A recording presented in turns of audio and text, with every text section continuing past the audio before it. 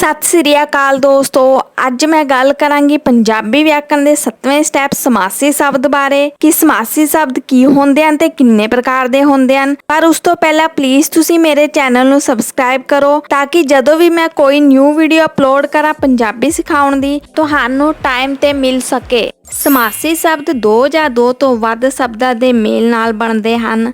ਸਮਾਸੀ ਸ਼ਬਦ ਦਾ ਅਰਥ ਹੁੰਦਾ ਹੈ ਜੋੜਨਾ। ਸਮਾਸੀ ਸ਼ਬਦਾਂ ਦੇ ਵਿੱਚ ਜੋੜਨੀ ਅਰਥਾਤ ਇੱਕ ਹਾਈਫਨ ਦਾ ਪ੍ਰਯੋਗ ਕੀਤਾ ਜਾਂਦਾ ਹੈ। ਇਹ ਗੱਲ ਧਿਆਨ ਰਹੇ ਕਿ ਸਮਾਸੀ ਸ਼ਬਦਾਂ ਵਿੱਚ ਸੰਬੰਧਕ ਜਾਂ ਯੋਜਕ ਸ਼ਬਦ ਨਹੀਂ ਵਰਤੇ ਜਾਂਦੇ। ਸੰਬੰਧਕ ਜਾਂ ਯੋਜਕ ਸ਼ਬਦ ਉਹ ਹੁੰਦੇ ਹਨ ਜਿਵੇਂ ਕਿ, ਪਰ, ਫਿਰ, ਦਾ, ਦੀ ਆਦਿ।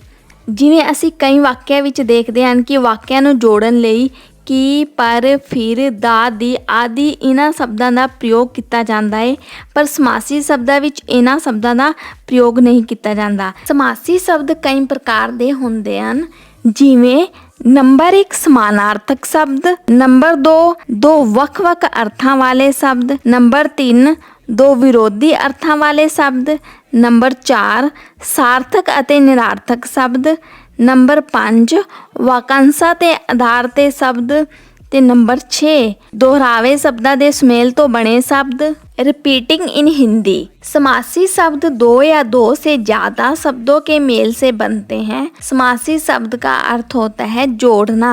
समासी शब्दों में संबंधक और योजक शब्दों का प्रयोग नहीं किया जाता।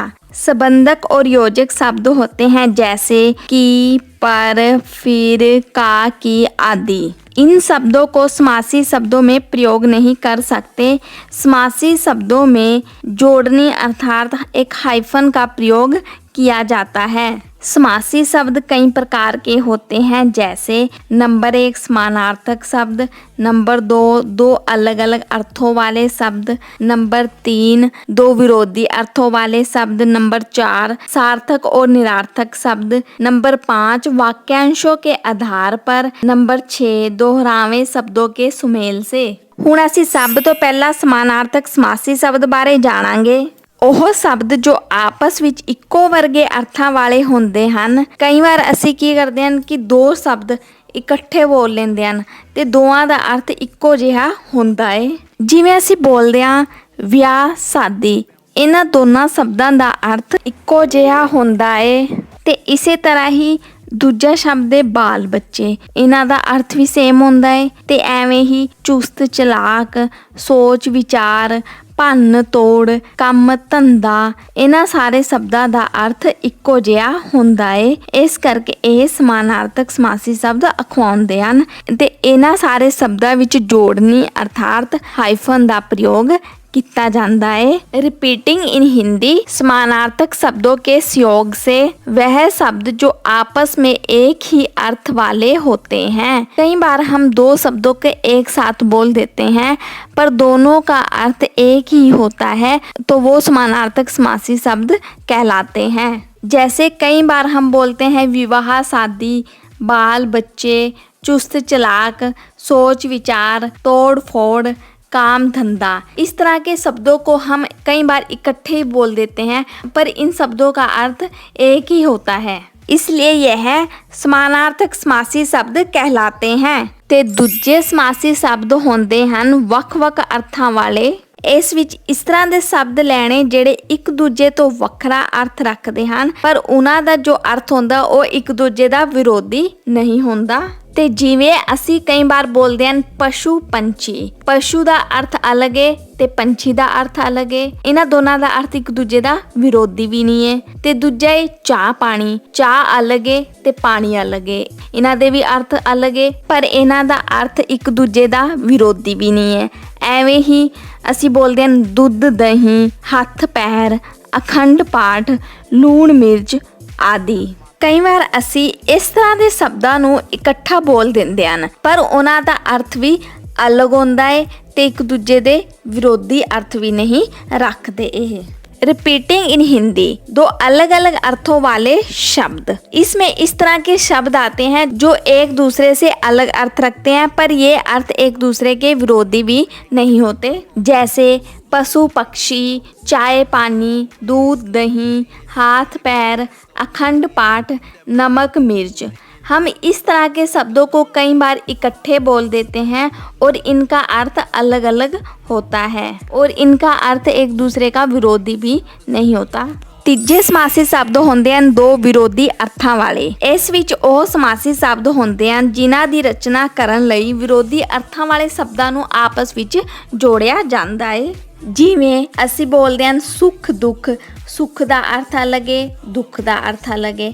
ਐਵੇਂ ਹੀ ਅਮੀਰ ਗਰੀਬ, ਅਮੀਰ ਦਾ ਵੀ ਅਰਥ ਅਲੱਗ ਹੈ ਤੇ ਗਰੀਬ ਦਾ ਵੀ ਅਰਥ ਅਲੱਗ ਹੈ। ਇਸੇ ਤਰ੍ਹਾਂ ਹੀ ਗਰਮੀ ਸਰਦੀ, ਦਿਨ ਰਾਤ, ਉੱਚਾ ਨੀਵਾਂ, ਅੱਗੇ ਪਿੱਛੇ, ਜਿੱਤ ਹਾਰ। ਇਸ ਤਰ੍ਹਾਂ ਦੇ ਸ਼ਬਦਾਂ ਨੂੰ ਅਸੀਂ ਇਕੱਠੇ ਬੋਲ ਲੈਂਦੇ ਹਨ ਪਰ ਇਹ ਇੱਕ ਦੂਜੇ ਤੋਂ ਵਿਰੋਧੀ ਅਰਥ ਰੱਖਦੇ ਹਨ। समासी शब्दों के विचकार लिखते समय हाइफन पाना जरूरी है। रिपीटिंग इन हिंदी दो विरोधी अर्थों वाले समासी शब्द। इसमें वह समासी शब्द होते हैं जिसकी रचना करने के लिए विरोधी अर्थ वाले शब्दों को आपस में जोड़ा जाता है। जैसे सुख दुख, अमीर गरीब, गर्मी सर्दी, दिन रात, ऊंचा नीचा, आगे पीछे, जीत हार। इस तरह के शब्दों को हम कई बार इकट्ठे बोल लेते हैं पर इनके अर्थ एक दूसरे के विरोधी होते हैं।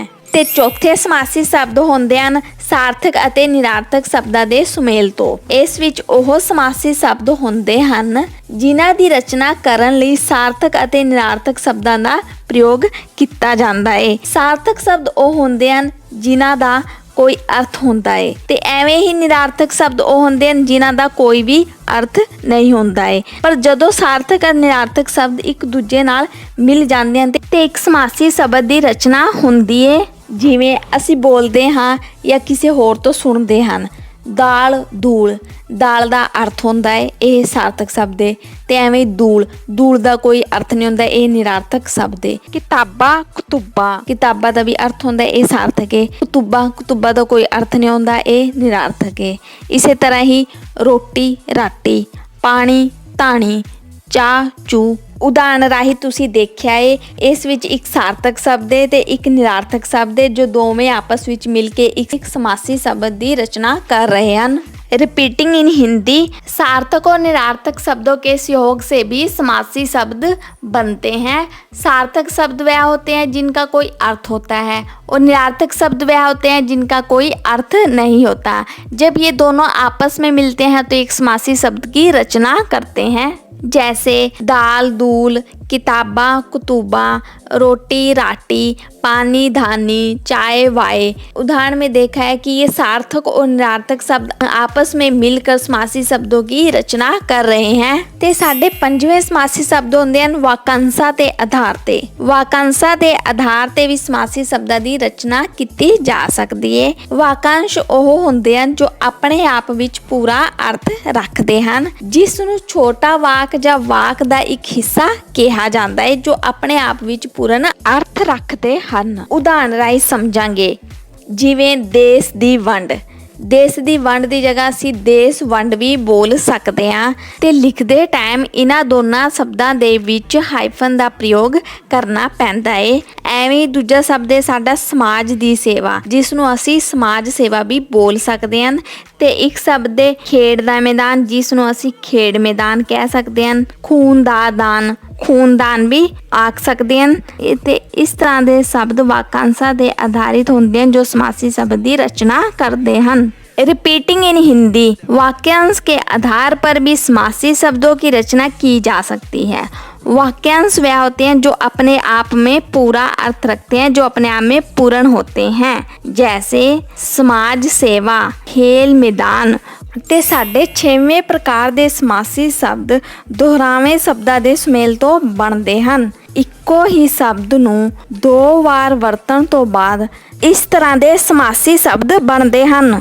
ਕਈ ਵਾਰ ਅਸੀਂ ਇਸ ਤਰ੍ਹਾਂ ਦੇ ਸ਼ਬਦ ਬੋਲਦੇ ਹਾਂ ਜਾਂ ਸੁਣਦੇ ਹਾਂ ਜਿਵੇਂ ਸਵੇਰੇ ਸਵੇਰੇ, ਰਾਮ ਰਾਮ, ਛੋਟਾ ਛੋਟਾ, ਹੌਲੀ ਹੌਲੀ, ਵਾਰ ਵਾਰ, ਹੱਸ ਹੱਸ।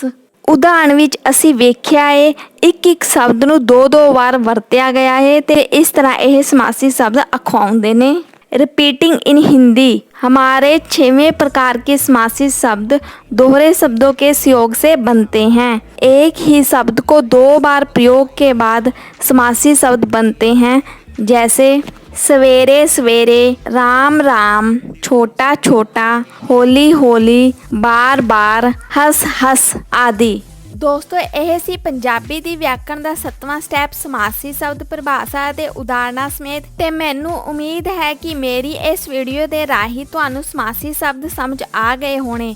ਜੇ ਤੁਸੀਂ ਸਮਾਸੀ ਸ਼ਬਦਾਂ ਬਾਰੇ ਕੋਈ ਸੁਜੈਸ਼ਨ ਦੇਣਾ ਚਾਹੁੰਦੇ ਹੋ ਤਾਂ ਪਲੀਜ਼ ਕਮੈਂਟ ਬਾਕਸ ਵਿੱਚ ਲਿਖ ਸਕਦੇ ਹੋ। ਤੇ ਪੰਜਾਬੀ ਸਿੱਖਣ ਦੀ ਸਟੈਪ ਬਾਏ ਸਟੈਪ ਵੀਡੀਓਜ਼ ਨੂੰ ਵੇਖਣ ਲਈ ਪਲੀਜ਼ ਪੰਜਾਬੀ ਮੇਡ ਚੈਨਲ ਨੂੰ ਸਬਸਕ੍ਰਾਈਬ ਕਰੋ ਤੇ ਨਾਲੇ ਬੈਲ ਆਈਕਨ ਨੂੰ ਵੀ ਪ੍ਰੈਸ ਕਰੋ, ਤਾਂ ਕਿ ਜਿਹੜੇ ਜ਼ਰੂਰਤਮੰਦ ਬੱਚੇ ਪੰਜਾਬੀ ਸਿੱਖਣਾ ਚਾਹੁੰਦੇ ਹਨ ਉਹਨਾਂ ਨੂੰ ਪੰਜਾਬੀ ਮੇਡ ਚੈਨਲ ਦੀ ਵੀਡੀਓਜ਼ ਟਾਈਮ ਨਾਲ ਮਿਲਦੀ ਰਹੇ। ਪਲੀਜ਼ ਤੁਸੀਂ ਮੇਰੀ ਵੀਡੀਓਜ਼ ਨੂੰ ਵੱਧ ਤੋਂ ਵੱਧ ਸ਼ੇਅਰ ਅਤੇ ਲਾਈਕ ਕਰਨਾ।